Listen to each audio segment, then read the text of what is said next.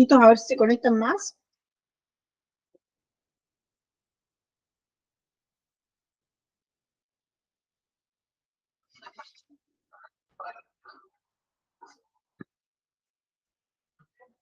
Perfecto.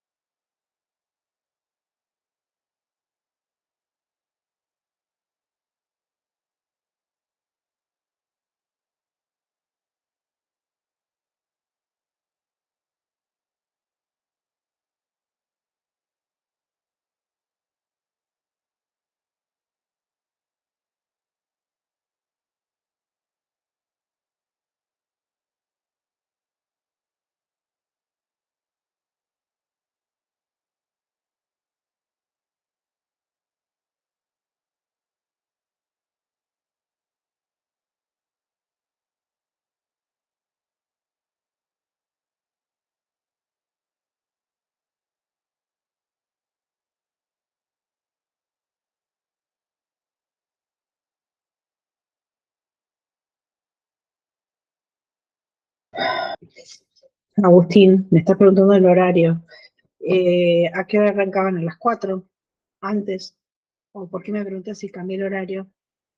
Adelanté un ratito nada más.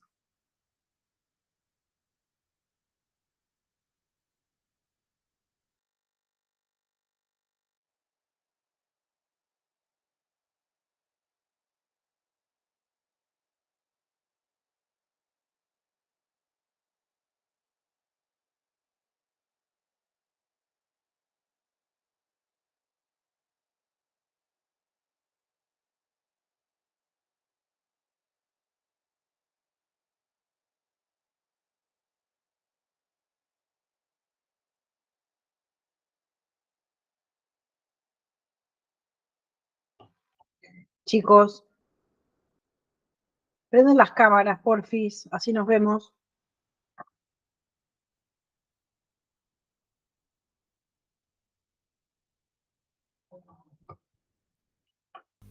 Yo tendría que conectarme también del teléfono. ¿Hay algún problema con eso? ¿Cómo? Yo estoy de una compu que no tiene cámara ni micrófono, o sea, la uso para la visión. Si me conecto también mi teléfono, puedo tener cámara y micrófono. ¿No hay problema si me conecto de los dos? No, no hay problema. Bueno.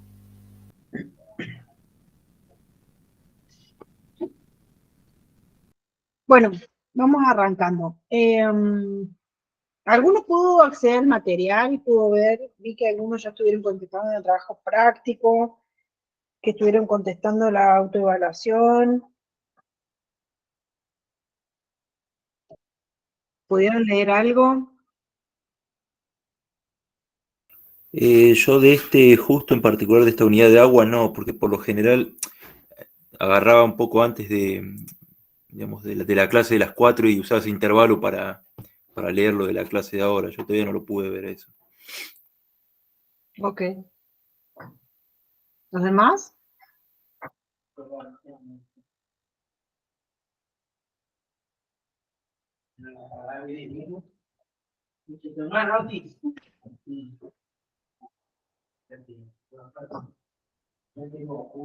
¿Qué pasó con los demás? ¿Ninguno vio nada?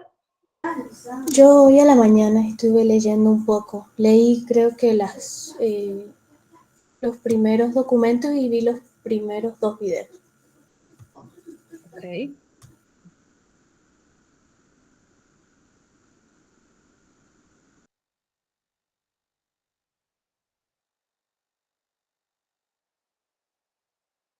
Bueno, vamos a arrancar entonces. No me anda el micrófono, no pasa nada. ¿Alguna pregunta antes? ¿Alguna duda? ¿Algo que me quieran decir?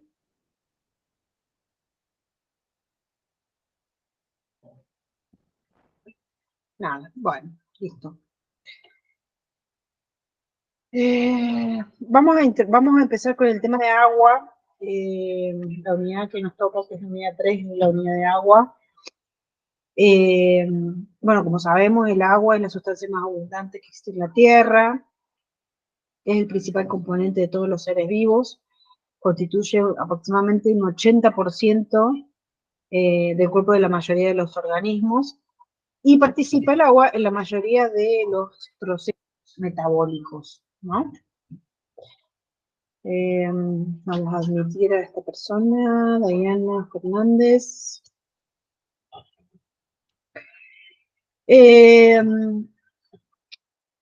Cuando el agua ¿se acuerdan que hablamos de recursos naturales renovables y no renovables? Se considera renovable el agua para nosotros cuando controlamos el uso, cuando controlamos su tratamiento, cuando controlamos su liberación, su circulación. Cuando no hay un control real sobre el recurso, se lo considera no renovable, justamente porque no hay un control en su uso racional. Entonces, cuando uno le pregunta o da el ejemplo de recurso natural, si el agua es renovable o no renovable, la respuesta es depende, ¿no? De qué estamos hablando. Admitir. Bueno, van entrando de a poquito. ¿Alguien sabe cómo está compuesta la molécula del agua? 2 átomos de hidrógeno y 1 de oxígeno. Exactamente. H2O. ¿Qué es? 2 de hidrógeno y 1 de oxígeno. En condiciones normales se encuentra en estado líquido.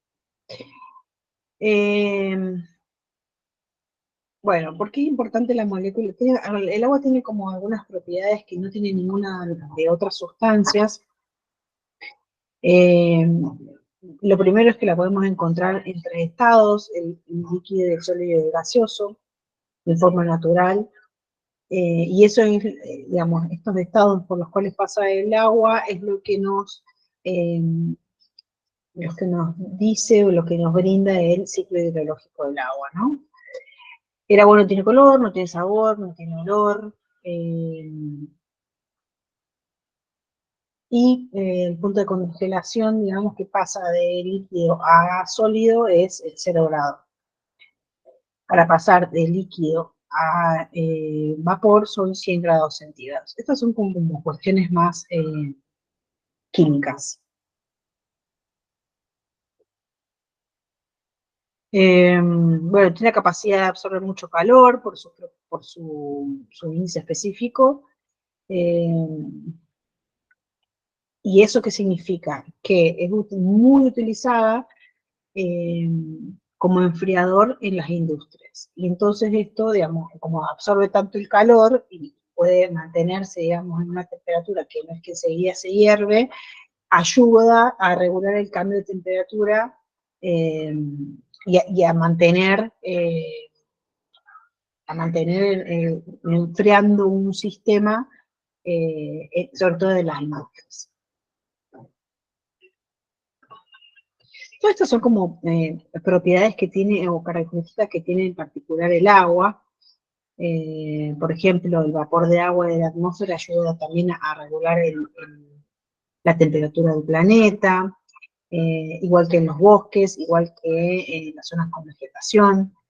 Y todo esto, digamos, hay un apartado que habla exclusivamente de todas las características que tiene el agua y cómo esas características están colaborando con la vegetación, con la flora, con la fauna y con el ecosistema. Yo, digamos, esto es como una cuestión más general que se nos nombra ahora, como no nos vamos a extender mucho más. Un poco más de información tienen en la bibliografía. ¿Alguna pregunta?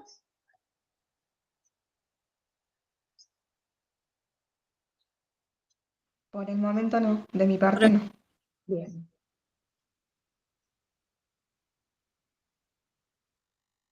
¿Cómo se distribuye el agua en el planeta? ¿Alguien sabe? ¿Tiene idea? No, ¿Qué tenemos? ¿Mayor cantidad de agua qué? ¿Salado o dulce? De Salada. agua salada. Exactamente, salada. No sé si sabían, pero de toda el agua que hay en el planeta Tierra, el 97% es agua que está en los océanos y en el mar. ¿Se entiende lo que digo? sí, Es un montón. O sea que el 97% es agua salada. Y el 3% que queda es agua dulce, que es el agua que podemos encontrar en los diques, en los ríos. De ese 3% que nos queda de todo el agua del planeta, de ese 3% que solamente es agua dulce, el 77% o más del 70% está en los glaciares y en las aguas marítimas interiores, pero principalmente las capas de hielo y los glaciares. O sea, de ese 3%, el más del 70% está en forma de hielo. Y lo que me queda está como forma subterránea, o sea, el 77% hielo, 22% agua subterránea. Y hay otro pequeñito por ciento, el 1%, está en otra forma, por ejemplo, forma líquida. De ese 1% que queda, digamos, ¿me van siguiendo? De todo el agua del planeta, el 97% son de agua salada, océanos. El 3% otro tipo de agua. Ese 3% a su vez se desglosa que el 77% es hielo, el 22% es agua subterránea y queda un 1%.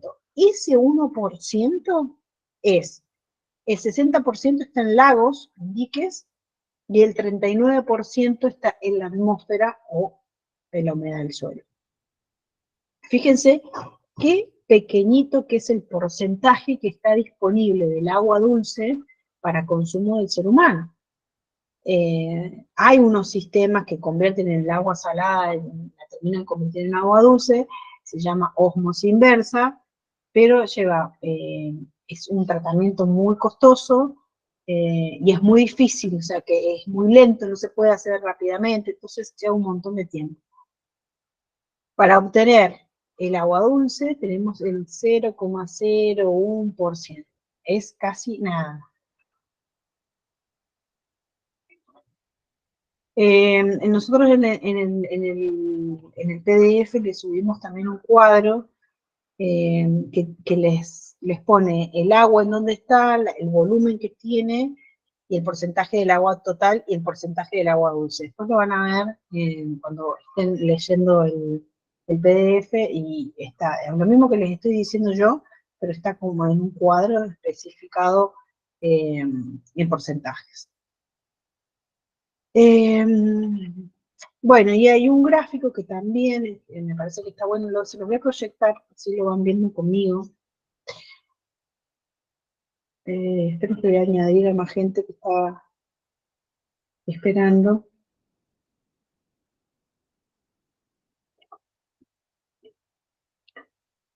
¿Pueden ver esto que les estoy poniendo en la pantalla?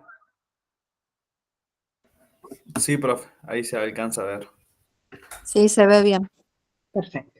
Fíjense, ven que dice biosfera, agua subterránea, glaciares, atmósfera, mares y océanos, ríos y lagos. Y nos muestra un número. Lo que me interesa que vean de acá, estamos hablando de la tasa de renovación, es la tasa de renovación en cada uno de los compartimentos. El circulito rojo es la tasa de renovación en años. La tasa de renovación en años del agua que está en la atmósfera es 9. O sea que, ¿qué es la tasa de renovación? ¿Qué piensan que es la tasa de renovación? Puede ser la tasa que se ha consumido y el tiempo que tarda en renovarse. Es la relación entre la alimentación, entre la alimentación y la utilización, ¿no? Exactamente, es eso que estás diciendo. Bueno, en la atmósfera entonces dijimos que son 9 años. En los glaciares son 16.000 años. Y dijimos que la mayoría del agua dulce estaba en los glaciares. En el agua subterránea, 300 años. El biosfera no lo pusieron, porque es el agua que tenemos en los árboles, en la vegetación.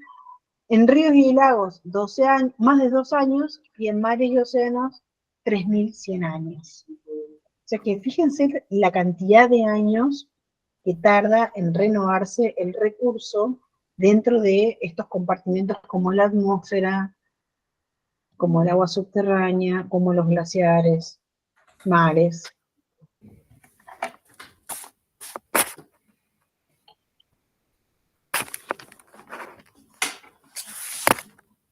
Por eso es lo que se Preguntas. habla mucho del cuidado del agua, porque el 3% que por eso se habla mucho del cuidado del agua, porque tenemos poco porcentaje a comparación de agua salada, que se encuentra en gran parte de estado sólido y no bebible. Exacto. Estado sólido, no bebible y mucha cantidad en agua salada. Entonces, esto que vos decís, del agua dulce, de lo poco que tenemos, mucho está en estado sólido, no está como, digamos, eso se tendría que derretir para poder, digamos, utilizarla. Y la tasa de renovación es muy lenta. Y estas son las razones por las cuales el agua que tenemos disponible debemos cuidarla con extremo cuidado, con mucha precaución, y viene en el derroche de agua que tenemos permanentemente. Bueno, ¿alguien puede contarme un poquito qué es el ciclo hidrológico y cómo es que funciona el pasaje de una a la otra? Sí. Pues habla de la precipitación, que es de la lluvia, condensación, donde retiene lo que se va evaporando de ríos, mares, escorrentía, cuando el agua corre a través de una pendiente, por ejemplo una montaña, infiltración, de la infiltración va al agua subterránea, y es como todo un proceso de transpiración de las plantas, que es similar a la evaporación, medio similar, si no me equivoco. Estoy haciendo de memoria. Muy bien, muy bien, muy bien. Vamos bien. Vamos a ver el gráfico.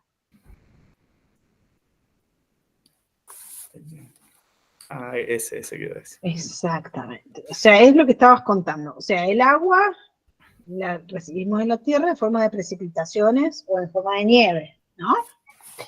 En forma de nieve queda acumulada en los casquetes, se forman todas las zonas donde está la nieve y hace más frío, ahí queda en forma de nieve.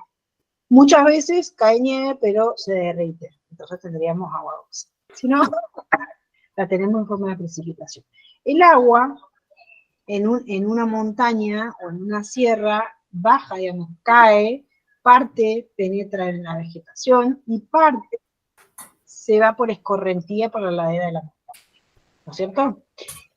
Cuando cae y penetra, digamos, en el suelo y la toman las raíces, se llama, digamos, un filtramiento que se produce en el suelo, y o lo toman las raíces o pasa a las aguas subterráneas. el agua penetra por el suelo, por los distintos poros, ustedes vieron ya el suelo,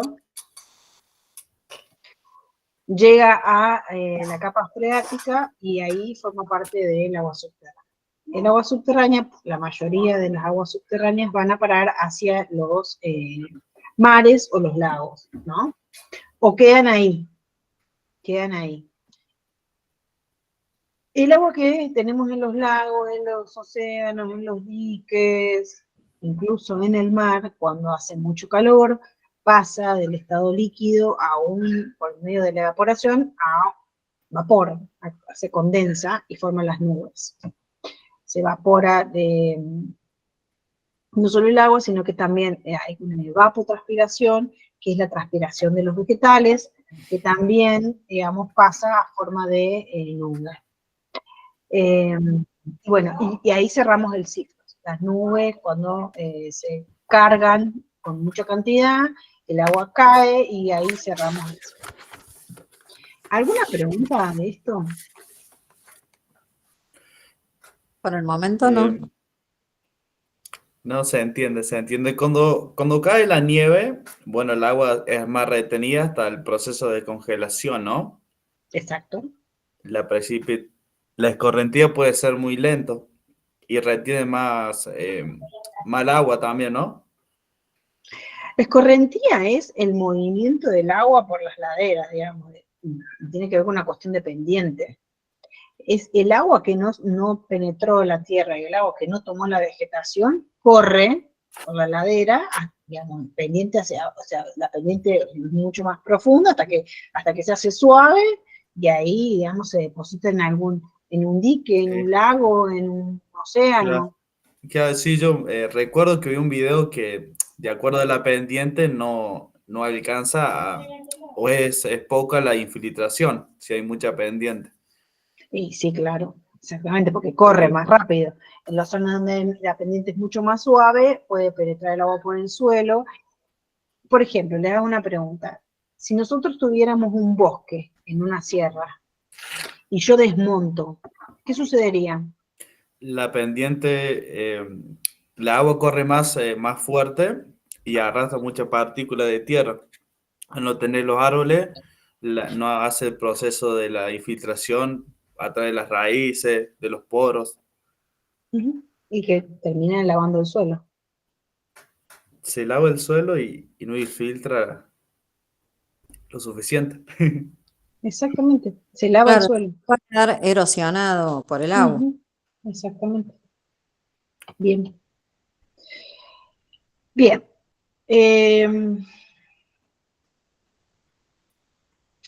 Bueno, después en el PDF que le subimos, hay digamos, está como más explicado el tiempo, lo que significa tiempo de residencia de un reservorio dentro del ciclo hidrológico, o sea, cuánto tiempo pasa en cada uno de esos compartimentos, digamos.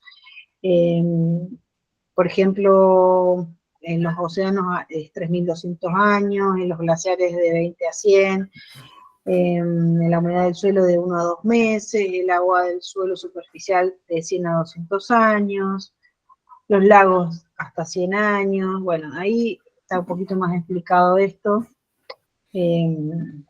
Y qué es la evaporación, la precipitación, es lo que yo les expliqué, pero digamos en forma más formal, la condensación, la transpiración, la escorrentía superficial bueno. Después hay un video, no sé si alcanzaron a verlo, pero todos los videos que les subí, chicos, están muy buenos, véanlos, porque está súper explicado en todo lo de los ciclos y todo lo que vamos viendo en forma de teoría. Bueno, ¿cómo podemos caracterizar el agua? Esta es ya la unidad, no la unidad, sino como el PDF que sigue, que hablamos del agua como recurso. Bueno, en un principio, otra vez vuelvo a decirles un poco esto de por qué lo llamamos recurso natural renovable o por qué no renovable, y tiene que ver con el aprovechamiento de esa agua que recién les dije. Y una cosa que sí es importante que sepan, que dentro del agua se pueden encontrar elementos en suspensión, que no hay agua pura en la naturaleza. ¿Por qué no hay agua pura en la naturaleza? El agua pura es, tiene un pH neutro, carece de contaminantes y de minerales, y muchas veces se la llama agua destilada o agua desionizada. Eso es el agua pura. ¿Por qué les digo que en la naturaleza no existe? ¿Qué creen ustedes? Capaz Porque, que el mismo perdón, proceso de la naturaleza hace que se contamine el agua. Y que además, se... Dale. decía también que el agua, como es un solvente universal, entonces dependiendo en el lugar en donde esté, va a disolver, por así decirlo, los minerales y sales que se encuentren ahí, además de la contaminación. Exactamente. Las dos cosas que dijeron es como... O sea, porque el agua por donde va pasando va disolviendo, va tomando contacto con el suelo, va tomando contacto con las distintas formaciones geológicas y las sustancias minerales van, digamos, se van quedando en el agua, entonces pasan a estar en solución, justamente por eso. Entonces por eso decimos que el agua pura no existe en la naturaleza y que se la considera un disolvente universal. ¿Qué podemos encontrar en el agua? Bueno, podemos encontrar elementos de suspensión, elementos coloidales, podemos encontrar animales, como, digamos, seres vivos como algas, virus, bacterias, podemos encontrar hongos, podemos encontrar arcilla, podemos encontrar arena, moléculas orgánicas, podemos encontrar gases, iones que provienen de disoluciones y meteorizaciones de las rocas. Podemos encontrar materia orgánica que viene del suelo o de algunos seres vivos. ¿Está bien? O sea, no es que existe el agua pura. ¿Estamos con eso? Sí, pero Bien. Sí, perfecto. ¿A qué llamamos calidad de agua? ¿Qué piensan ustedes a qué le llamamos calidad de agua?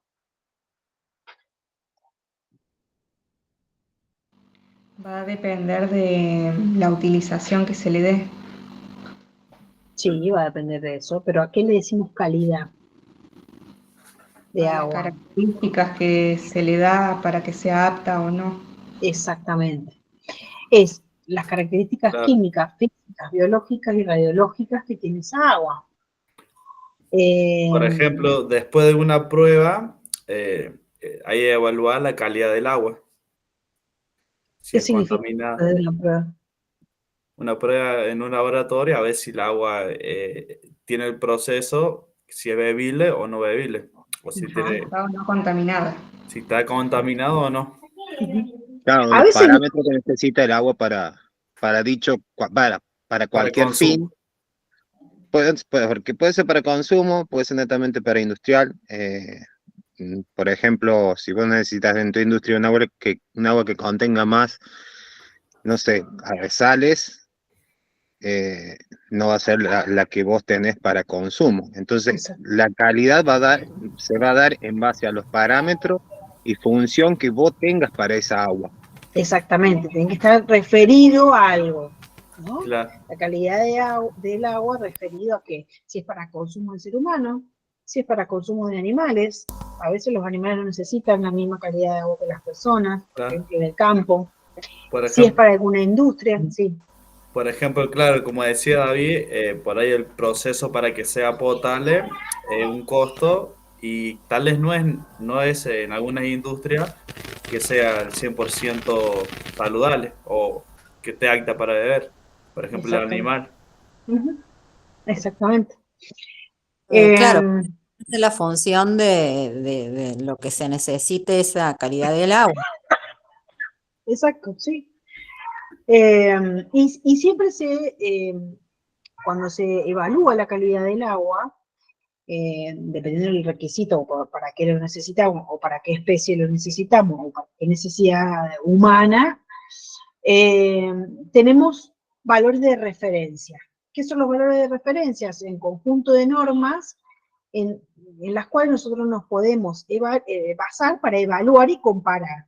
Si nosotros tenemos, por ejemplo, los valores de referencia para la calidad de agua, para el consumo del ser humano, todos esos valores están en una tabla, son valores de referencia, entonces yo puedo tomar una muestra de agua y comparar los valores que me dieron la muestra de agua que tomé, por ejemplo, del dique Potrero, con los valores de referencia para el consumo de agua del ser humano, ¿no? Entonces, son los, digamos, los valores de referencia, son los estándares que se utilizan para evaluar la calidad de agua en relación a la salud del ecosistema, a la seguridad o al contacto humano. Y dependiendo, digamos, cuál sería el objetivo, si es para la bebida o para el consumo del ser humano, de los animales, o cualquier otra cosa.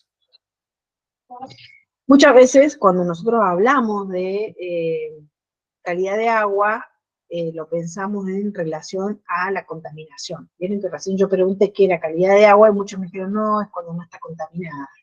¿Está bien? No es lo mismo hablar de calidad de agua que de contaminación.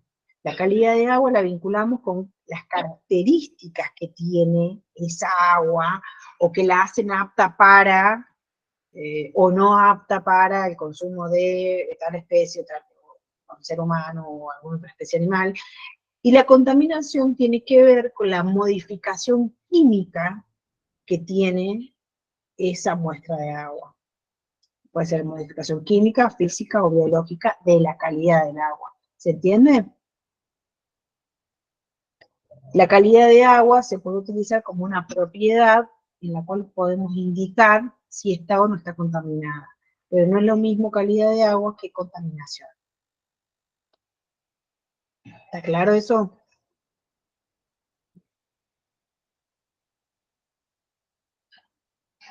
Bien.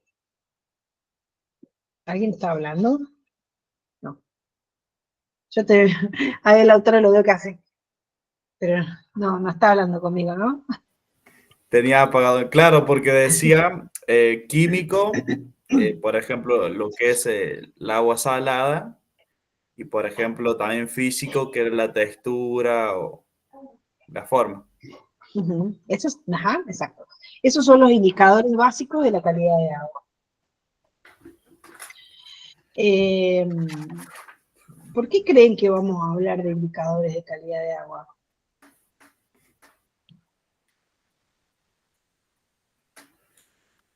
Porque son los que tenemos que tener en cuenta a la hora de hacer un estudio de impacto, calculo yo. Entonces nosotros tenemos, dependiendo del estudio de laboratorio y ver, podemos sacar conclusiones, digamos, haciendo medio bruto, en base, por ejemplo, a los parámetros del color del líquido, de su pH, de su cantidad de sales.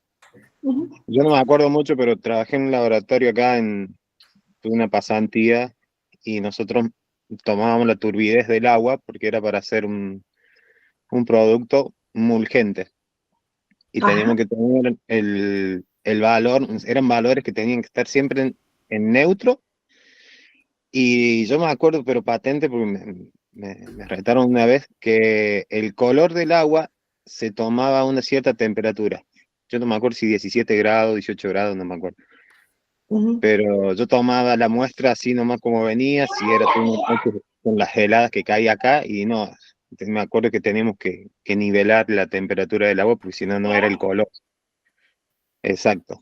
Mira. Pero esa era la idea. Mira, qué interesante. Bueno, pero sí, tenía entendido, ¿quién dice Laura? Tenía entendido que no había clases. Alguien me preguntó, sí, hoy es el día del profesor, pero no, para mí es cualquier día, o sea, yo trabajé igual, por eso di la clase. Sé que hay profesores que no daban clases hoy, ¿no?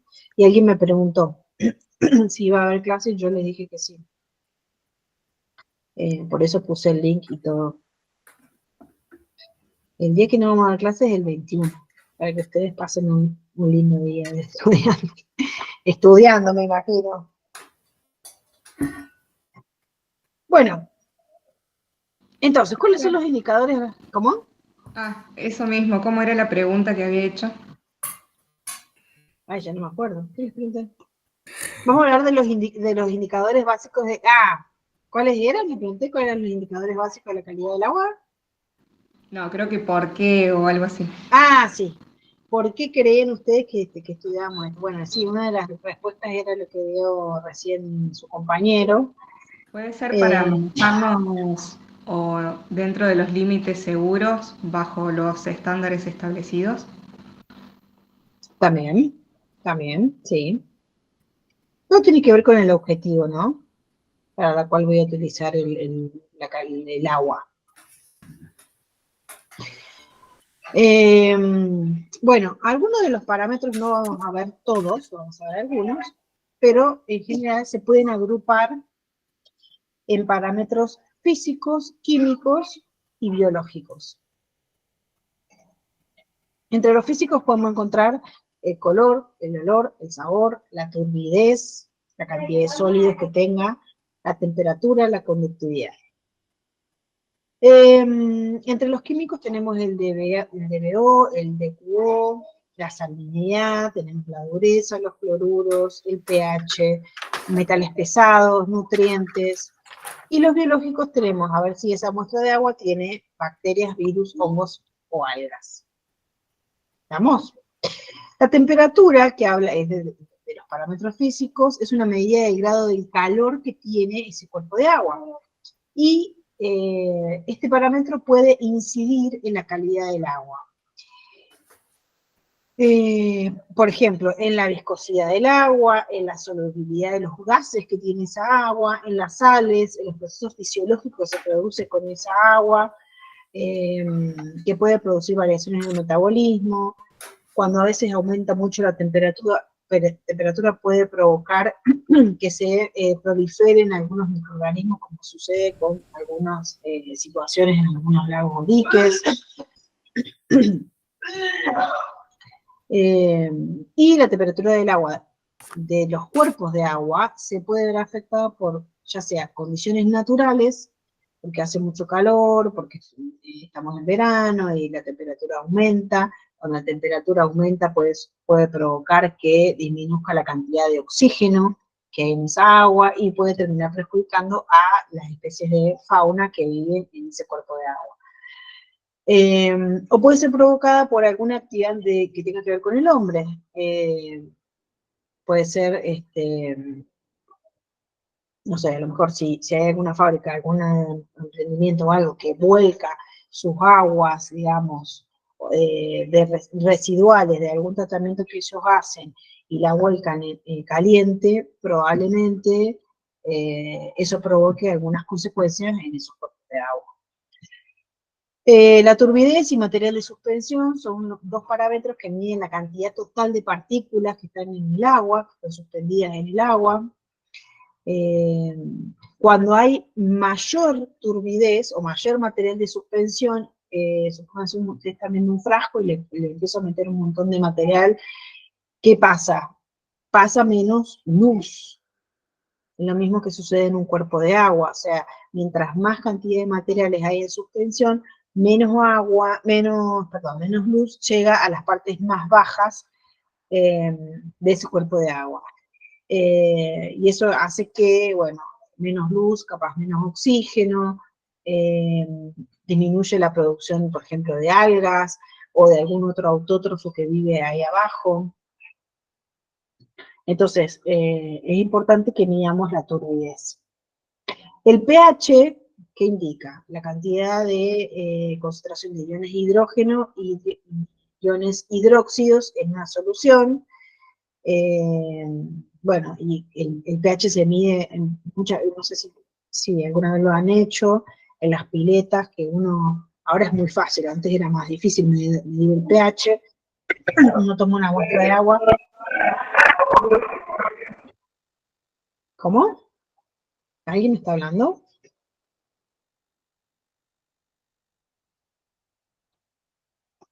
Bueno, no sé. Pensé que alguien me estaba hablando. No, parece que fue accidental. Sí.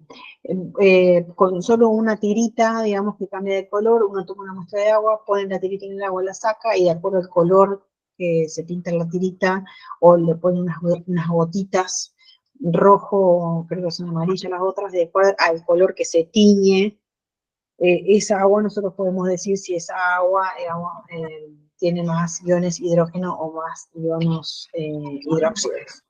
O sea, si es más Profe, ácido, más básico. Sí, por eso era lo que yo le decía, que en el agua se le mide el pH para ver, por ejemplo, si nosotros tenemos agua mineral.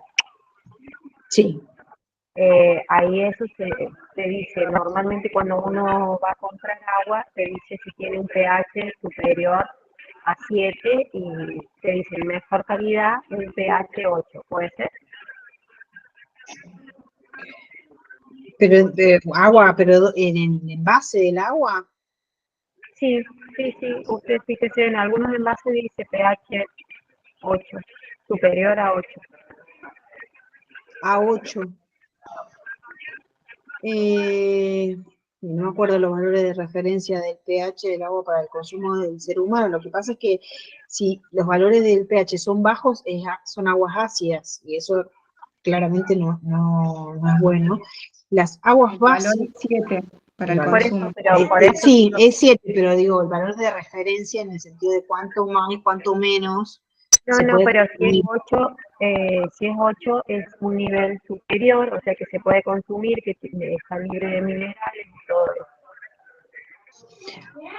Puede ser, no lo tengo claro en eso, puede ser, se los puedo averiguar, si podemos Mayor a consumir 7 es alcalino, ¿no? mayor a 7 es alcalino, exactamente. Yo tengo un medidor que es uno actual, que es Sí, un medidor de pH. ajá, sí, está bueno. La verdad no me he fijado cuáles son los valores de pH que aparecen en las botellas. Brenda, sí.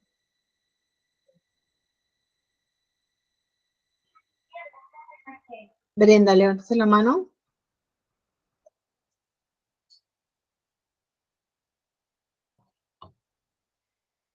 Vamos a ver, valores de referencia.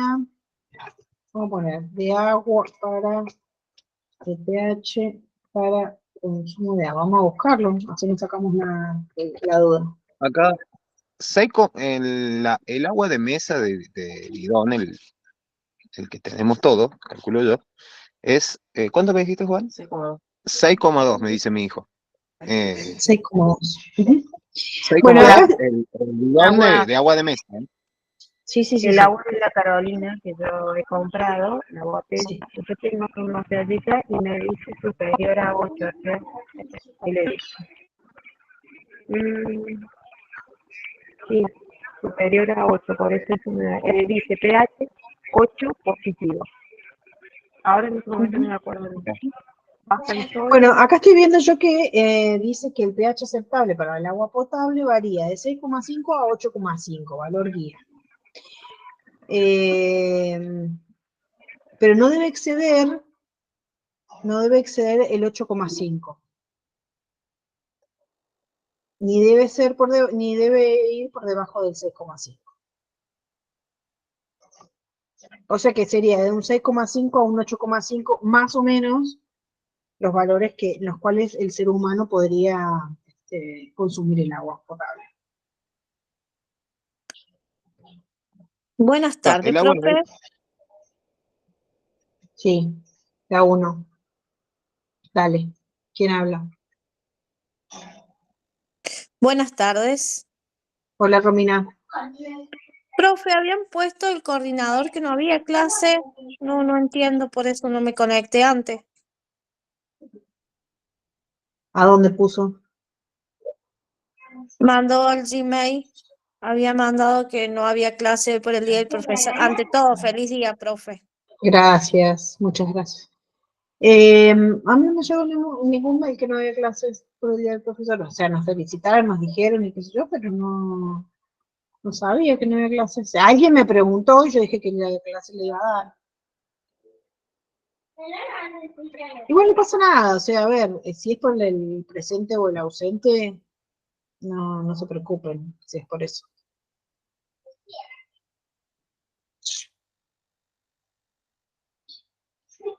Bueno, ¿quedó lo del agua? Sí, quedó claro. Sí, profe, quedó claro. Yo creo que está claro. Bueno, también podemos ver la dureza del agua, que se expresa como la cantidad o el porcentaje o la concentración de carbonato de calcio, y se llaman aguas blandas, las que tienen una concentración menor a 50 miligramos por litro de carbonato de calcio, y se les llama aguas duras a las que tienen concentraciones superiores a 200 miligramos por litro. Los efectos de la dureza de las aguas domésticas, se dice que las aguas duras quitan eficacia a los detergentes. Vieron que cuando, depende, no sé si alguna vez se han mudado de lugar, de ciudad, y muchas veces yo he escuchado ese comentario, que el detergente no tiene, o cuando se van de vacaciones a algún lado y usan el detergente, que dicen que el detergente no funciona, aunque no hace espuma, o los jabones. Bueno, tiene que ver un poco con esto, con el tipo de agua potable que llega a las tuberías de ese lugar. Por eso se dice que el agua de lluvia, digo yo, toco de oído en esta, pero me recuerdo el comentario que decían, mi vieja que lo hace todavía, y mi abuela, que el agua dulce era para lavar, que el agua de lluvia era para lavar la ropa blanca, justamente porque decía que activaba mejor la lavandina y no sé qué otra cosa más para lavar. Como era, se Y lava. en época más pasada, sí, y por ejemplo para lavarse el pelo, las abuelas juntando el agua de lluvia para lavarse el pelo. Dicen que el pelo te queda mejor con agua de lluvia. Exactamente, tiene que ver con eso. Sí, sí, sí. O para las plantas también decían que es mucho mejor el agua de lluvia que el agua potable. Pero eso es así, uno se da cuenta. En verano empieza a llover y de repente se te pone el jardín verde. Vos regaste 5 meses enteros y el jardín está horrible, ¿o no? Bueno, por ejemplo, acá en Nachel, tengo un quilombo más o menos con el agua. Es un terrible quilombo que hay. Nosotros tenemos el río Conlara, que, bueno, obvio que es como un río de agua dulce, y tenemos perforaciones que hay acá en el pueblo, que están a 75 metros, y hay otras que están a 25 metros. Sí. El agua es pero es durísima. Deja el salitre, si usted la usa por ejemplo, nosotros en el verano tuvimos un problema, entonces llenaban los tanques con agua salada, llamaban a los bomberos o a la cisterna de la municipalidad y te llenaba el tanque con agua salada. Y muchas de las casas tuvieron el problema que se hizo el salitre en la valvulita, digamos, del agua caliente, agua fría de la ducha. Sí. Y bueno, mi hermano se dedica a mantenimiento de eso y tuvo que salir a arreglar.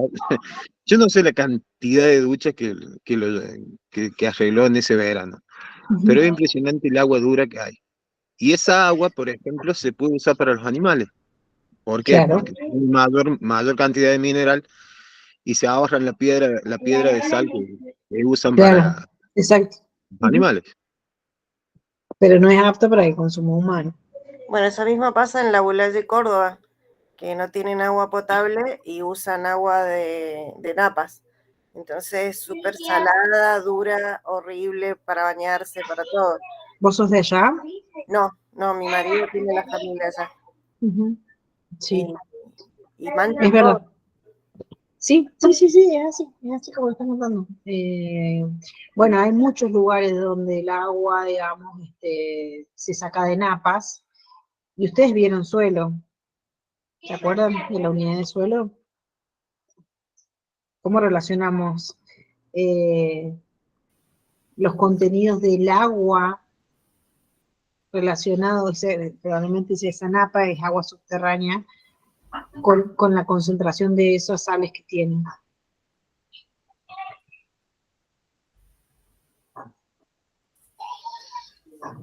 ¿Cómo dijo, profe?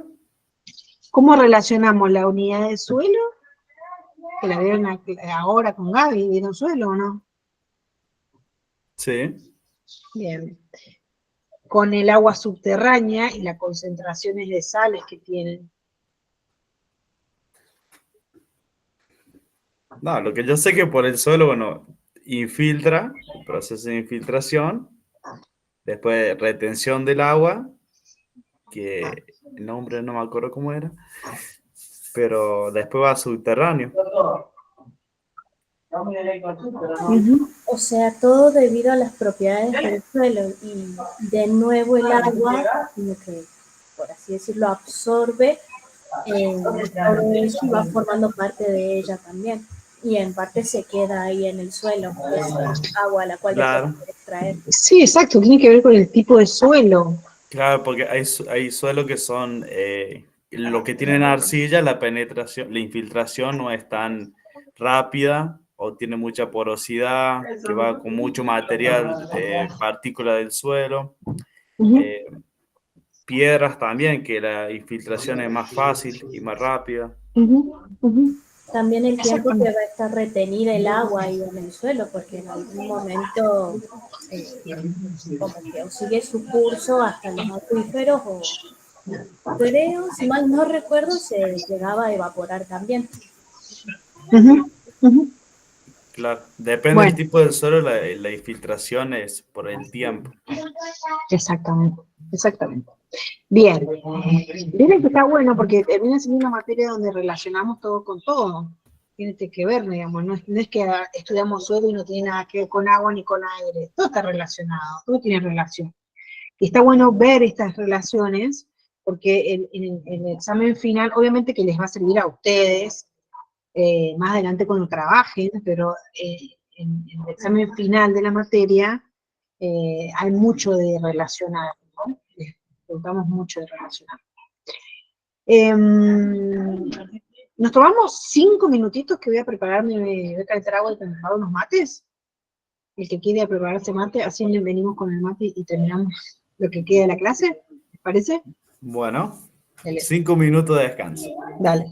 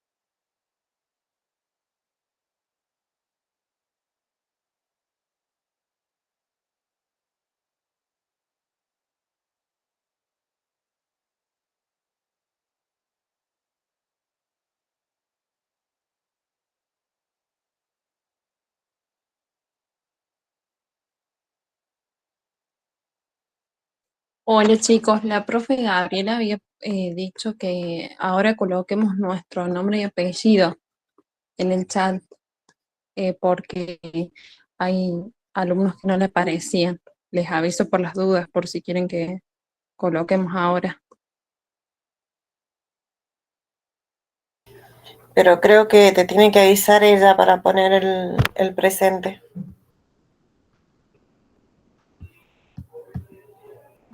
Ah, bueno, cualquier cosa le preguntamos a la profesora, pero No, por las el dudas único que aviso. pide que tengamos el nombre nos pide el profe Iván. Esas no. No, pero mandó un mail porque había un problema que habían estado en clase y no le figuraba. Entonces después dijo que había que poner presente, pero normalmente en las clases con otros profesores y con ellos creo que también, ellos te dicen cuándo tenés que poner el presente.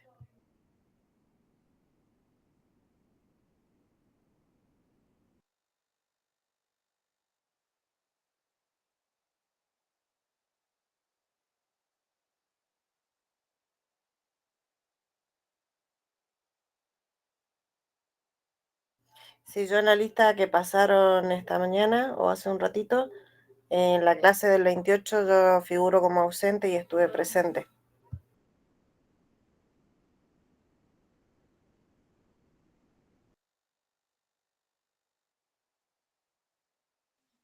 Dijo que con esos errores que buscaras en la grabación y que pasaras como quien dice el tiempo que estuviste presente. Por lo menos eso leí hace ratito en la noticia.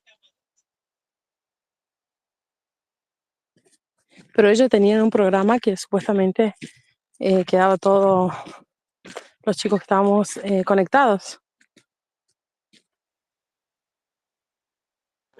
Sí, yo estuve en todas las clases, toda la completa, y aparezco ausente en todas, como que figuro en 5 minutos en una. Por eso yo le mandé un mail. Lo que yo hice es cambio de correo nada más y avisé. Puede ser para Igualmente el correo. están nada más que las clases de la unidad 2, no está de la unidad 1.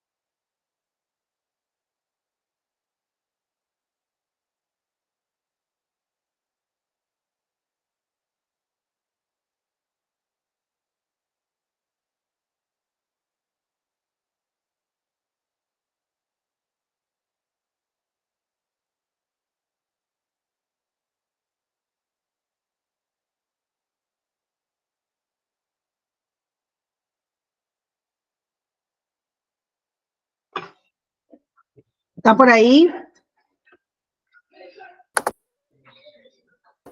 Sí, Sí, profe. sí. Sí, acá estoy. Estamos todos con el mate ya preparado. Muy bien. Profe, en el grupo que tenemos de WhatsApp dicen algunos compañeros que no pueden ingresar. ¿Por qué? Sí, estoy ingresando No sé, todos. pero hay algunos que dicen que están esperando.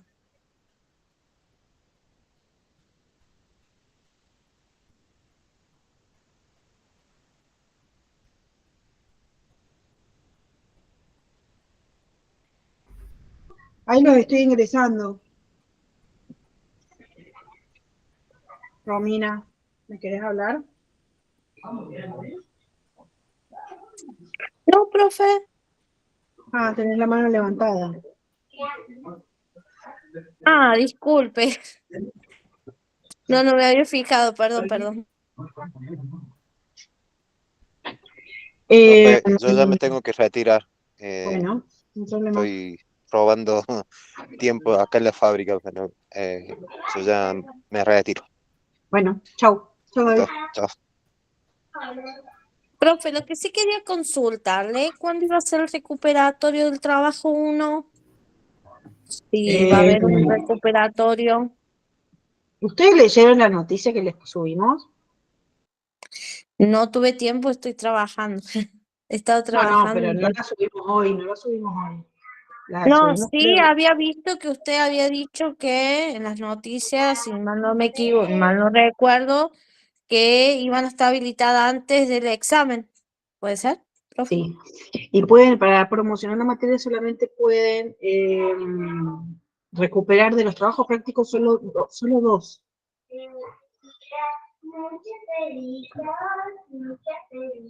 El que va a promocionar, de los 6 trabajos prácticos, solo 2 pueden recuperar.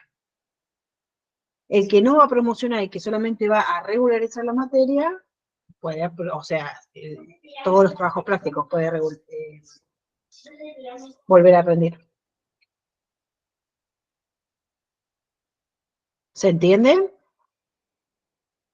Sí, profe. Sí, profe. Sí, se entiende, profe. Ok. O sea, los que regularizan la materia pueden, si les fue mal en el TP, pueden recuperar cualquier TP o todos los TP. Los que van a promocionar solamente pueden recuperar 2.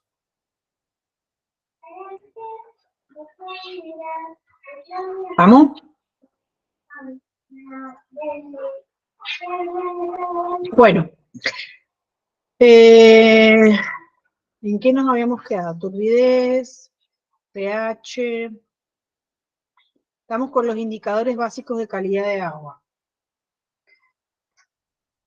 Bueno, hablamos de la dureza también, que estuvimos charlando un poquito, que nos están contando de distintos lugares.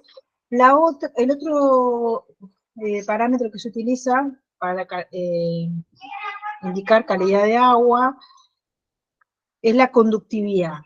¿Qué es la conductividad? Es una medida o algo que mide las cargas iónicas que hay en el agua. O sea, la concentración de sales y de iones que están en el agua. Cuando hay aumento o incremento en la conductividad, por lo tanto, hay mayor salinidad, afecta a los ecosistemas fluviales, ecosistemas lénticos, porque al haber mayor concentración de sales, eso afecta, digamos, cuando el agua tiene más concentración de sales, probablemente afecte a la biodiversidad. La biodiversidad tiene un cierto límite para la cantidad de sales que puede tener el agua, entonces cuando sobrepasa, digamos, esos límites, los animales por lo general no se lo bancan, las plantas tampoco, y mueren. Por eso en los mares hay poco, tanto animales como plantas. ¿Pocos? Porque sí que hay pocos. No hay como en algunos lugares de agua dulce. Bueno, pero nunca digas que hay pocos, porque no hay pocos. Hay montones, lo que pasa es que no los conocemos. Hay muchísimos. incluso viven mamíferos en el agua.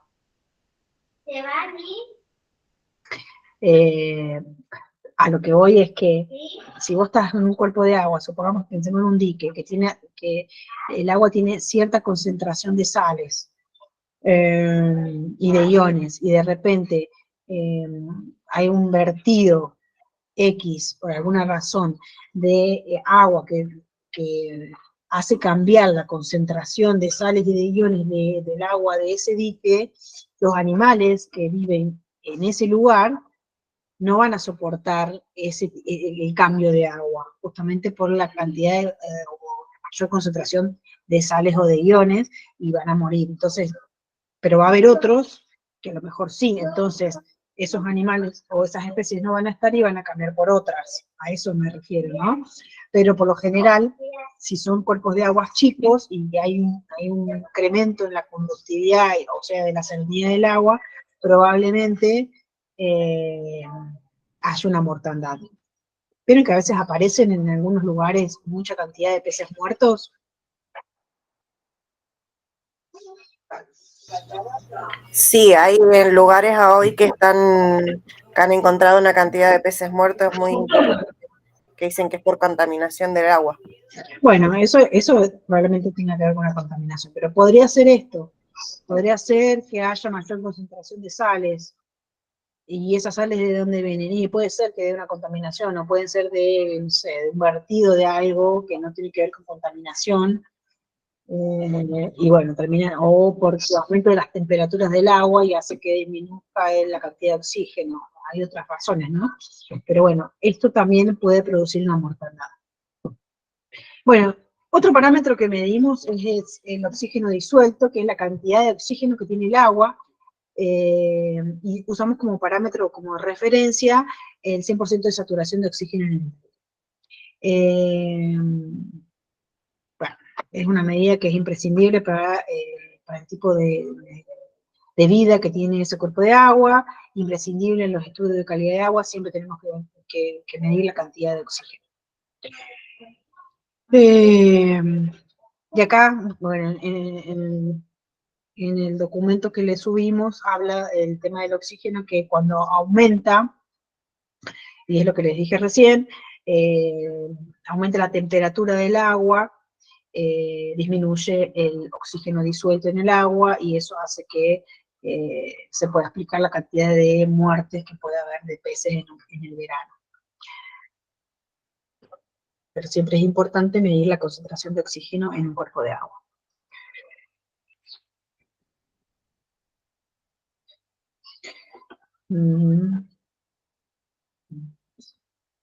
Hay alguien que quiere unirse. Bueno, la demanda química de oxígeno y la demanda biológica de oxígeno es otro de los parámetros que medimos.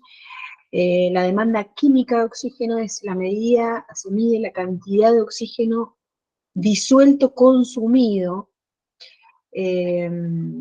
bajo condiciones preestablecidas por la oxidación química de la materia orgánica biodegradable presente en el agua. O sea, es la cantidad de oxígeno necesario para oxidar la materia orgánica por medios químicos y convertirlas en dióxido y en agua. Cuanto mayor es el valor de la demanda química de oxígeno, más contaminada está el agua. Y obviamente que utilizamos tablas de referencia. La demanda biológica de oxígeno es la cantidad de oxígeno que los microorganismos, como las bacterias que son aeróbicas o anaeróbicas, los hongos, el plancton, consumen durante la degradación de las sustancias orgánicas de una muestra de agua. Se utiliza para medir el grado de contaminación y mide la cantidad de oxígeno disuelto consumido. Cuando los valores de DBO, que son la demanda biológica de oxígeno, se acercan o son mayores a 100, hablamos de agua contaminada. Otro de los parámetros que utilizamos para medir la calidad del agua es el potasio y el fósforo, que cuando los valores de potasio y de fósforo son muy altos, se comienza con proceso que se llama eutrofización. ¿Lo han visto en alguna materia la eutrofización qué es? ¿O eutroficación?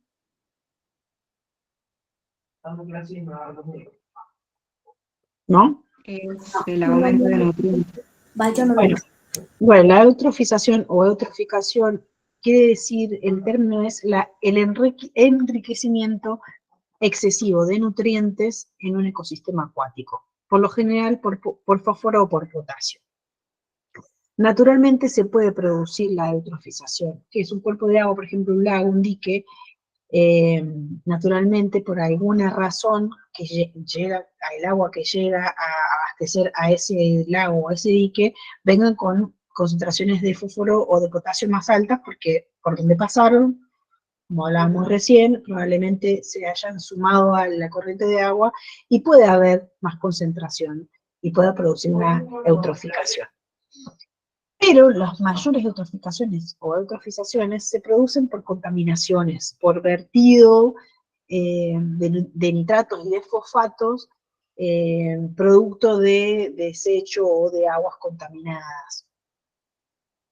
Este proceso es grave porque al principio, cuando hay más fósforo y hay más potasio, las plantas, las algas, tienen un crecimiento más rápido y bueno, pareciera como que, uy, mirá qué lindas las plantas, cómo crecen, qué sé yo, qué divino, no sé qué.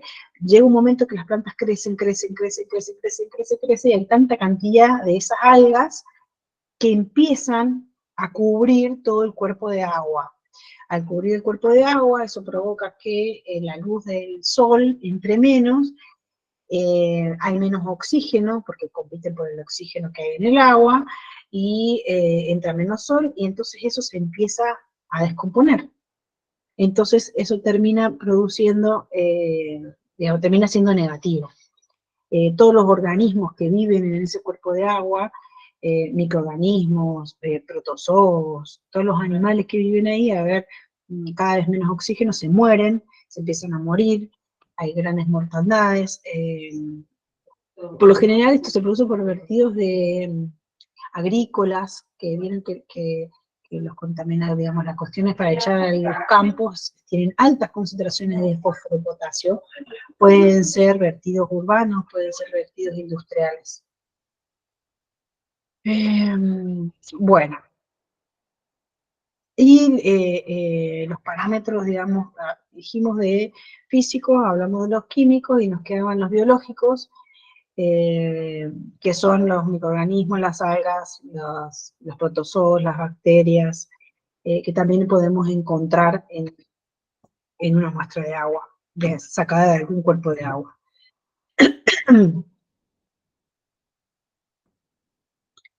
Bueno, la bacteria, en general lo pueden leer solito, y eso ya lo vimos en biología, que es una alga, que es un microorganismo protozoario, eso lo vimos, el mintos.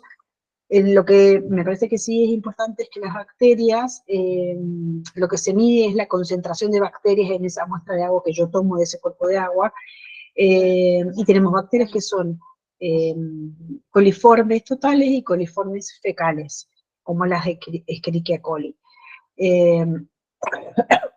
Las coliformes totales pertenecen al grupo de las enterobacterias y forman parte de la flora bacteriana normal del tracto digestivo de algunos animales. Mientras que las coliformes fecales, como la Escherichia coli, son indicadores de contaminación fecal, y la alta concentración de estas bacterias, de las coliformes fecales, nos están diciendo que ese cuerpo de agua está contaminado. Bueno, esto es todo lo que vamos a ver sobre parámetros o qué cosas son las que tenemos en cuenta, cuáles indicadores en la calidad de agua. Ese es el segundo PDF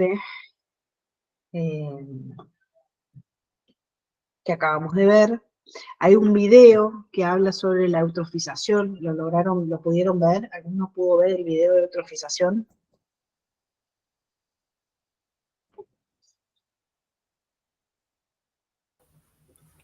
Creo que lo vi, pero no lo recuerdo.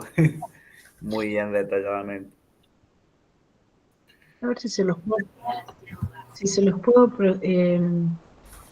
esperen, si lo pueden ver, porque está bueno. Me parece que es importante, cortito.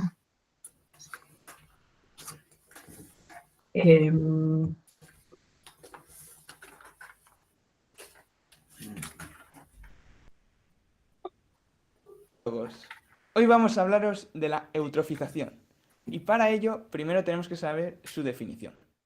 La eutrofización es el enriquecimiento de nutrientes en un ecosistema acuático, por medio de vertidos de nutrientes como desechos agrícolas o forestales. Esto hace que crezcan de forma excesiva y acelerada algas y otras plantas que disminuyen la cantidad de sol en las capas inferiores. De esta forma, las plantas y los organismos que se alimentan de ellas mueren. Las principales causas de la eutrofización son la contaminación urbana mediante residuos orgánicos e inorgánicos como el fosfato, la contaminación atmosférica por óxidos de azufre y nitrógeno que reaccionan con el agua atmosférica para formar ion sulfato e ion nitrato, la contaminación agropecuaria como fertilizantes o excrementos, y la contaminación forestal por abandono en los ríos de residuos forestales. Con la eutrofización podemos encontrar diferentes tipos de cambios, ya sean estos biológicos, físicos o químicos. Dentro de los biológicos encontramos, por ejemplo, el aumento en gran medida del fitoplancton. Además, aparecen algas verde y azules que se desarrollan considerablemente, eliminando de esta manera a las demás. También aumenta la actividad de las bacterias y, por último, los animales acuáticos enferman y acaban muriendo. En los cambios físicos encontramos que se acumulan en los fondos los restos de plantas y animales ya muertos, y estos frenan a su vez la circulación del agua. Este agua se vuelve de un color rojizo, verdoso, amarillento o pardo. Aparte, también se vuelve maloliente. Por último, encontramos que en los cambios químicos disminuyen la cantidad de oxígeno, lo cual afecta negativamente y de una manera inmediata a los organismos que se encuentran en el agua. Cuando el nivel del oxígeno es casi mínimo, es decir, 2 miligramos por litro, todos los animales ya han muerto. Aparte, la concentración de compuestos como nitrogenados y fosfatados se incrementa, así como la de otros elementos químicos. En resumen, la eutrofización produce de manera general un aumento de la biomasa y un empobrecimiento de la diversidad. En océanos, la eutrofización local, a veces por causas naturales, puede provocar una marea roja o marea blanca. Lo más eficaz para evitar ese tipo de contaminación es disminuir la cantidad de nitratos y fosfatos en los vertidos. En concreto, tratar las aguas residuales en EDAR, estaciones depuradoras de aguas residuales, que incluyan tratamientos específicos para eliminar nitratos y fosfatos. Almacenar adecuadamente el estiércol que se usa en agricultura. Usar fertilizantes más eficientemente. Cambiar prácticas de cultivos a otras menos contaminantes. Reducir las emisiones de nitrógenos y amoníaco.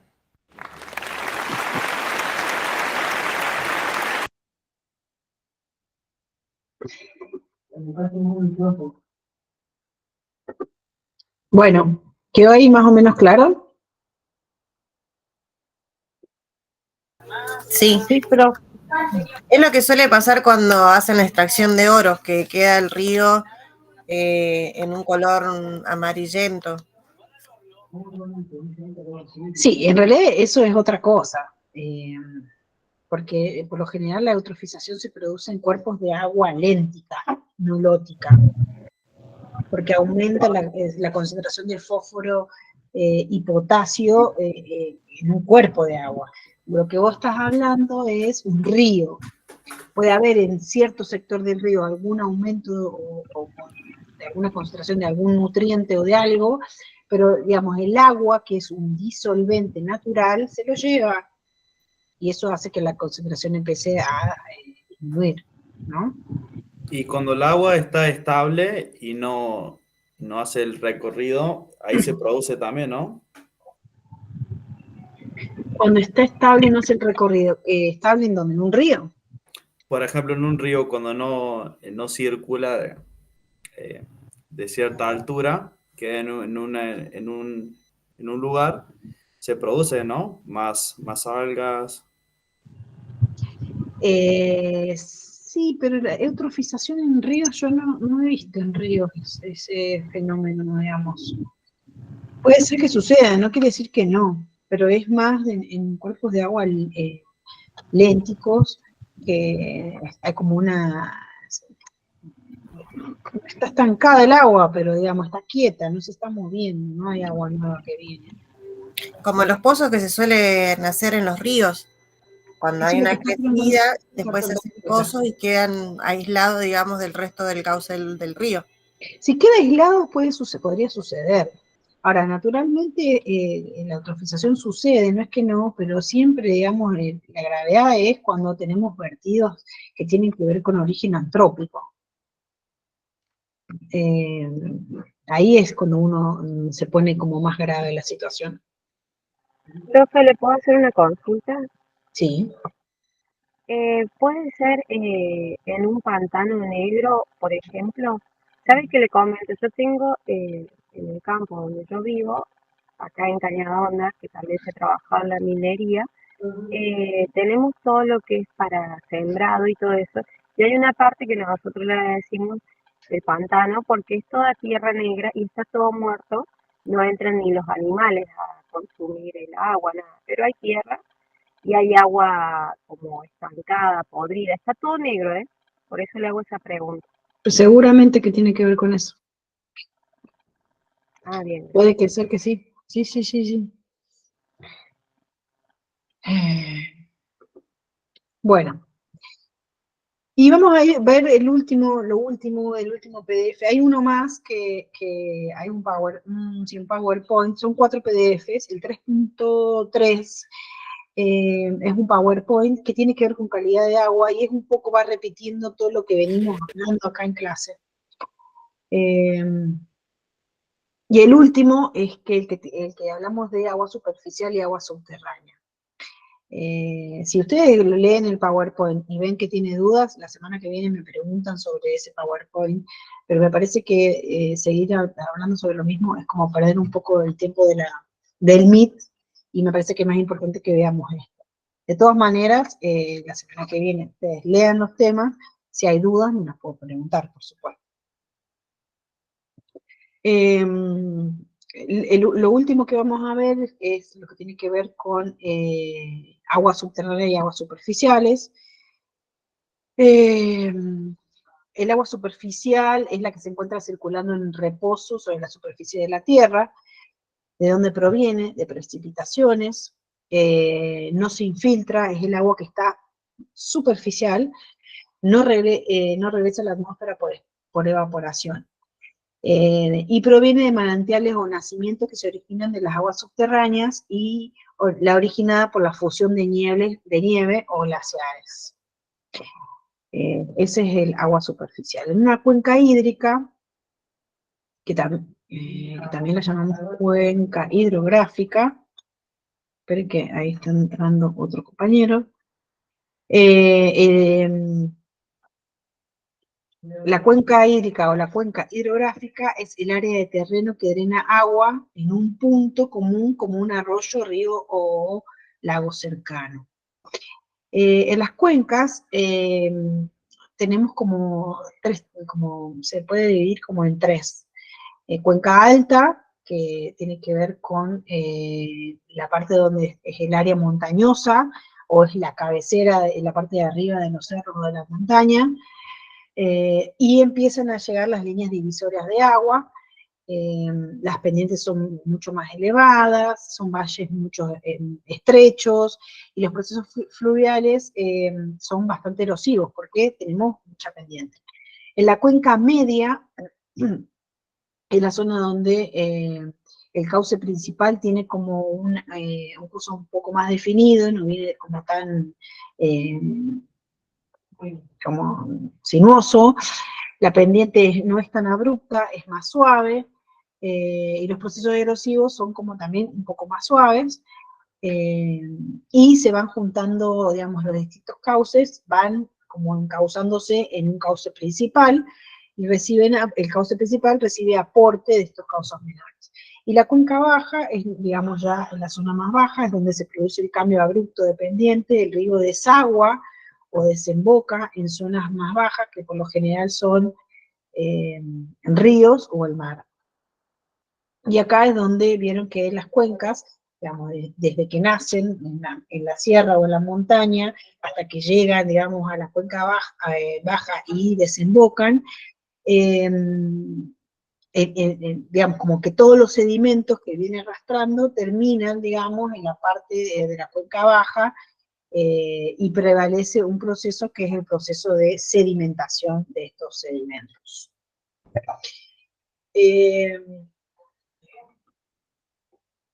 ¿Preguntas? No, por el momento no.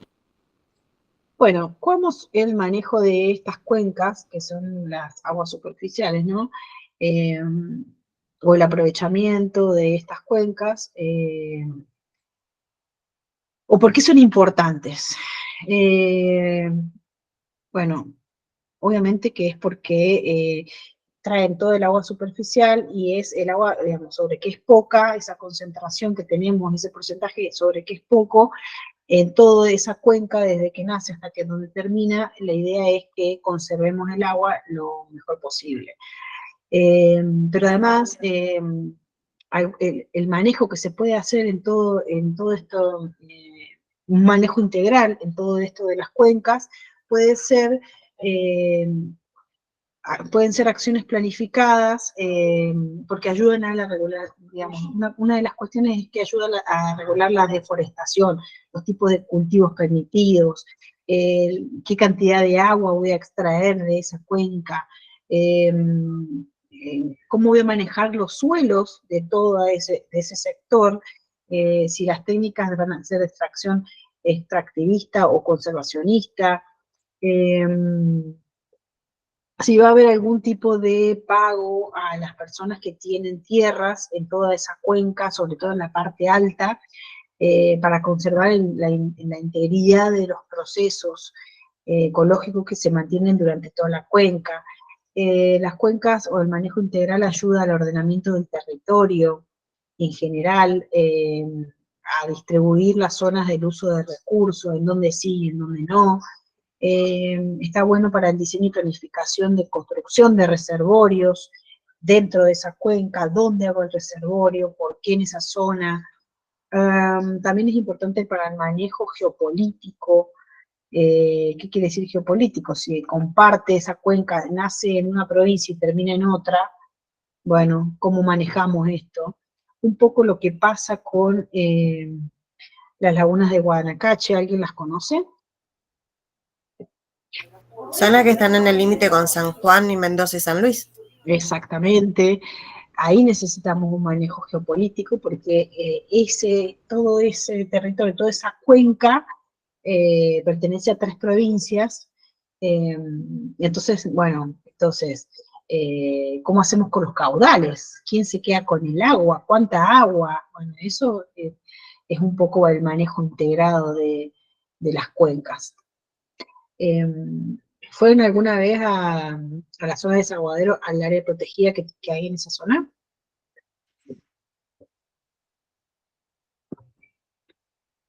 No, no he ido nunca ahí. He pasado un montón de veces, pero nunca entré. Bueno, tendrán que ir, es muy lindo y van a conocer un paisaje totalmente diferente. Es cerca de San Luis, está a menos de 100 kilómetros, y es un área protegida de la provincia de San Luis, donde ahí van a poder ver los azudes y todo esto que les estoy contando de las cuencas, y el manejo, digamos, integrado de 3 provincias de una zona de agua. Está buenísimo. Les recomiendo que conozcan el lugar. Bueno, eso con respecto a las aguas superficiales. Con respecto a las aguas subterráneas, bueno, las aguas subterráneas es la que está debajo de la superficie terrestre y va ocupando los poros del suelo y las fisuras de las rocas que son, digamos, las que se van produciendo en la roca. Cuando cae la lluvia, parte pasa al suelo, que hablábamos hace un rato, y una parte hace escorrentía por la superficie. Una parte la toma la vegetación, otra parte se evapora. La porción de agua que se infiltra en el suelo atraviesa la zona no saturada del suelo y alcanza el nivel de la zona saturada, que es la que se considera como la napa o agua subterránea. Hay distintos tipos de fases dentro del suelo, y el agua en estado líquido puede aparecer como agua gravitacional, como agua capilar o higroscópica. La higroscópica y la capilar está sostenida por fuerzas moleculares que están alrededor de las partículas del suelo, y cuanto más seco es el suelo y menor son los intersticios o los lugares que quedan entre las partículas, más fuertes son las fuerzas que van sosteniendo esas partículas. Les voy a mostrar esto para que puedan entender de qué estoy hablando.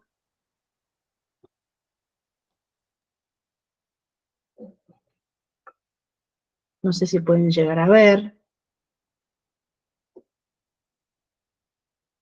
El agua capilar, la higroscópica, y estas, digamos, esto son las partículas del suelo. El agua pasa entre las partículas. Lo mismo acá, partículas del suelo, esto está en marrón, agua gravitacional, y entre las partículas el agua capilar.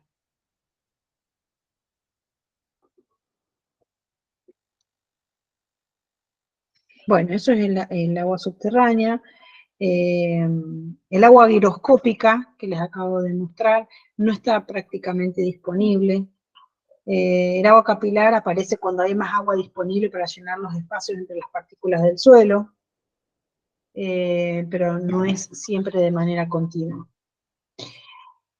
Y después lo que aparece en el PDF es, bueno, la definición de acuífero, que es el reservorio de agua subterráneo; el acuífero libre, que es el límite superior de la masa de agua que está en contacto con el aire en la zona no saturado; el acuífero confinado, que es cuando por arriba y por abajo de ese acuífero el agua está a una presión superior a la atmosférica y no está en contacto con el aire; la zona de recarga, o la zona, sí, se llama área de recarga o zona de recarga.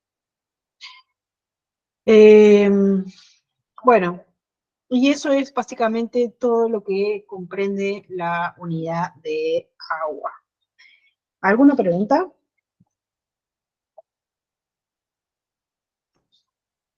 No, todo claro por ahora. ¿Se entendió, profe? Ninguna duda, profe. Sí, se entendió bastante bien. ¿Me puede comentar un poquito de la autoevaluación del trabajo práctico? ¿Qué querés que te comente? La autoevaluación son preguntas que tienen que contestar. Creo que son 10, no me acuerdo bien. A ver, la voy a mirar. Se las preparé yo, creo que el fin de semana. Déjenme ver.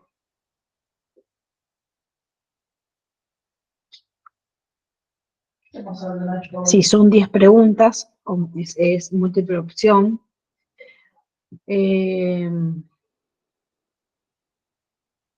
Eso tiene que ver con todo lo que estuve yo recién hablando con ustedes, y está todo lo que las preguntas que yo les hago están en los apuntes. Y después tienen un TP, que también es múltiple opción, y son todas preguntas, es re fácil, chicos. Hay preguntas del ciclo del agua, preguntas del ciclo de agua, por ejemplo, los procesos, cómo se llama tal proceso. Hay una pregunta sobre eutrofización. Hay preguntas sobre los parámetros que miden la cantidad de sólidos en el agua, que es lo que estuvimos viendo, los parámetros que utilizamos para evaluar calidad de agua. el porcentaje de agua de la tierra, bueno, la fuente de alimentación de los acuíferos, de dónde sale, presencia de metales, oxígeno, o sea, tiene todo que ver con esto que estuvimos hablando. No hay preguntas fuera de estos textos. Me hubiera encantado poder hacer un trabajo práctico que a lo mejor de ir y vuelta, de yo hacerle preguntas y que ustedes pueden elaborar, pero son tanta cantidad que no terminaría nunca de corregirlos. Entonces, por eso estamos tratando de buscar opciones de trabajos prácticos que sean fáciles, no fáciles, pero que nos lleve menos tiempo corregirlo para que podamos corregirlo a tiempo, porque si yo tengo que leer el trabajo de 250 alumnos, probablemente termine al fin de la cursada y ustedes no van a tener una devolución de ese trabajo práctico. Por eso estamos tratando de buscar trabajos prácticos que tengan que ver con esto. Sí, Marina, nos vemos, no hay problema. Adiós. El trabajo práctico número 2, que tiene 2 partes, se toma como uno solo. Chao, Marina, abrazo. No sé. Le vamos a preguntar, creo, supondré que sí, pero le voy a preguntar a Fabi, que fue la que los armó. Yo los vi, eran 5 preguntitas, pero no sé. Déjame consultarlo con ella. Bueno, ¿alguna pregunta? Natalia, vos levantaste la mano. Sí, profe, yo le quería hacer una pregunta porque me parece que este trabajo práctico corresponde a usted. Es el trabajo práctico número 1, porque me dice cantidad de respuestas correcta 8 de 10, pero me figura no aprobado con 60. No sé El trabajo por... práctico sí, porque en realidad no. Acuérdense que la unidad 1 la dio Diego, pero no importa porque sí sé esa respuesta. Y es que las respuestas incorrectas se resta. O sea, por ejemplo, yo no me acuerdo cuánto miden o cuánto vale cada pregunta, ¿no? Pero supongamos que cada pregunta vale 10, porque son 10 preguntas. Entonces, el 100 es como un 10. Ustedes se equivocan en 2, sería 80. Pero además, por cada respuesta mal contestada se les resta 10, o sea, las incorrectas restan. Entonces, es como si vos te equivocaras y cada incorrecta resta 20 puntos. Ah, ok. Bien. Ok, no entendía. Menos 20 es 60. Bien, ¿Se bien, entiende? bien. Sí, sí, sí. Eso es porque las incorrectas, en ese caso, están restando. Hay veces que los trabajos prácticos donde las incorrectas no restan. Solamente vos te equivocaste, se resta lo que vale esa pregunta. Si vale 10, se resta 10. Ok, ok, sí. Sí, porque tenía duda con eso. Vi que sí, 8 estaban bien, las otras 2 tenía dudas, pero no sabía que se descontaba tanto. Para tener un 7 tendríamos que contestar, no, 9. Con 9 que contesten bien tendrían que aprobar el tema.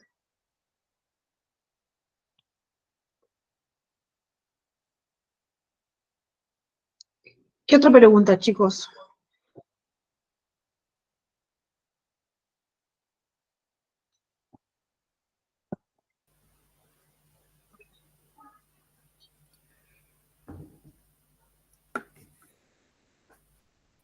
De mi parte, ya estaría todo.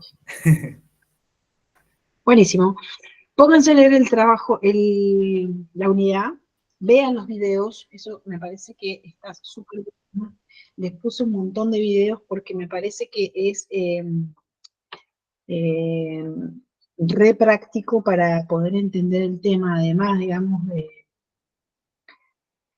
de alguien que está queriendo entrar cuando nos estamos por ir, pero bueno. Lo que quería hablar de los videos, esperen que les voy a decir, son un montón de videos, pero son re cortitos, 3 minutos dura cada uno. Tienen un video del ciclo del agua, un video de eutrofización que lo vimos, un video del agua en el subsuelo, otro de acuíferos, factores que determinan el nivel de infiltración, que tiene que ver con los acuíferos, y áreas de recarga que tienen que ver también con el acuífero, y un video que habla de por qué hay agua en los ríos cuando no llueve, que está súper interesante. Son todos videos cortitos de 3 minutos, como mucho 5, que los ayuda, digamos, una vez que ustedes vieron la teoría, la leyeron y qué sé yo, viendo eso van a poder terminar de entender el tema. Eso, les sugiero que lean y vean los videos para la próxima clase. Si tienen preguntas, si tienen dudas, acuérdense que la otra semana, la semana que viene abrimos el parcial. Así que no solamente pónganse con agua, pero pónganse con las otras unidades también, si tienen dudas, para sacarse dudas la semana que viene.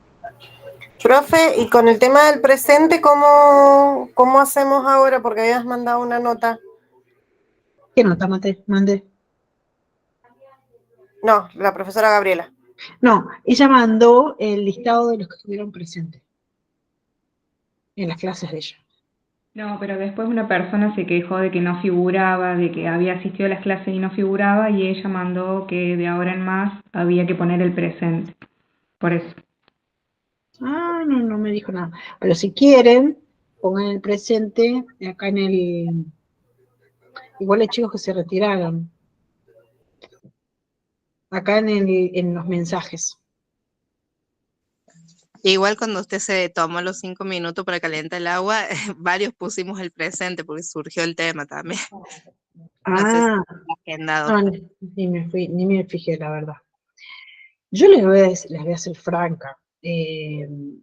Nosotros estamos tomando el presente porque, digamos, es una bajada de línea de la universidad que tiene que haber un cierto porcentaje de presencia en los MIT de parte de los alumnos. Pero yo no voy a hacerlos bajar de una materia o sacarlos de una promoción porque faltaron a 2 MIT.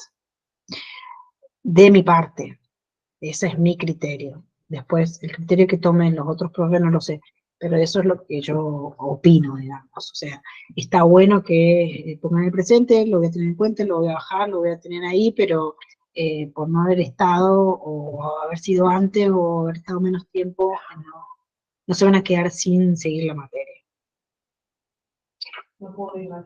¿Vamos? Ah, buenísimo, qué buena la aclaración.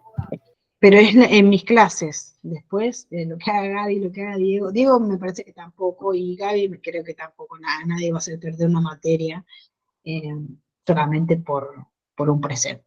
Si ustedes responden los trabajos prácticos, son personas activas en la materia, participan, están en los foros, bueno, obviamente que la idea no es matarlos, sino, bueno, que puedan sacar provecho de cada una de las materias que van cursando. Así que, bueno, no se hagan tanto drama conmigo por el presente. ¿Qué más? ¿Algo más? No, nada más por ahora. Yo tuve un problema con mi correo ese día de la clase de la profe Gaby, donde le avisé por mensaje. Bueno, no hay problema. Si ya hablaron con ella, no hay drama. Bueno, Fernanda, no hay problema. Ahora yo mañana subo la clase y podrás ver la clase en la plataforma. Y nada, pónganse a leer, pónganse a estudiar, que ya queda poco para el parcial. Nada más. Nos vemos la clase que viene. Nos vemos, profe. Nos vemos, Chao, chicos. profe. Nos Chao, vemos. profe. Adiós. Chao, Adiós, suerte a todos. chicos. Gracias, Chao, Fernanda. profe. Nos vemos. Chao, profe, hasta la Chao, próxima chao. clase.